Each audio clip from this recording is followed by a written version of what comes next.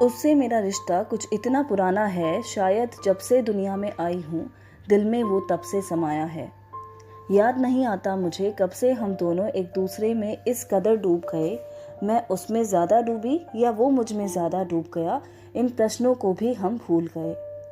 शायद बचपन से ही हम दोनों एक दूसरे से बातें करने लगे थे, एक दूसरे की फीलिंग्स को बखूबी समझने लगे थे।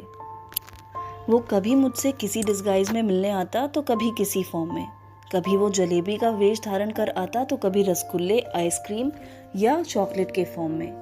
पर क्या बताऊं, वो मुझे हर रूप में भाता। कोई भी ऐसा वक्त नहीं था जब वो मुझसे मिलने नहीं आता। हाँ, और कभी ऐसा होता भी था तो मैं ऐसा होने ही नहीं देती थी। देती थी क्या, देती हूँ। वो आँख मिचौली भी खेले तो मैं उसे झट से पकड़ लेती हूँ। अगर वो अपने एकदम रफ फॉर्म में भी मुझसे मिलने आता है, जैसे चीनी का पराठा, शक्कर या बताशा, तो भी मैं उसको अच्छे से सेवर कर ही लेती हूँ। यही तो इश्क वाला लव होता है, और क्या। वो मुझे अपने प्रोसेस्ड फॉर्म में ही नहीं, अपने रॉ फॉर्म में भी खूब पसंद आता है। अपने फैशनेबल अंदाज के साथ, अपने सिंपल वे में भी वो मुझसे खूब प्यार जताता है। और जब वो गुलाब जामुन के रूप में सामने आता है तो मेरे कानों में ये मोह मोह के धागे तेरी उंगलियों से जा उलझे, ये वाला गाना अपने आप ही मेरे कानों में बजने लग जाता है।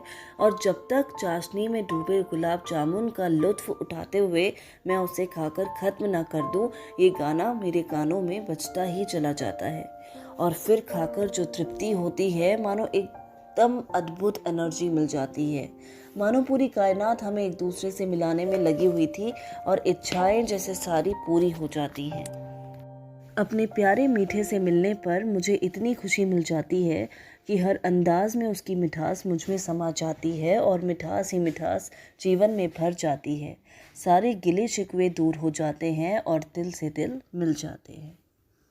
So friends, if you too have a sweet tooth like mine, then please do not forget to subscribe my channel, hit the like button, share it, and do give your comments.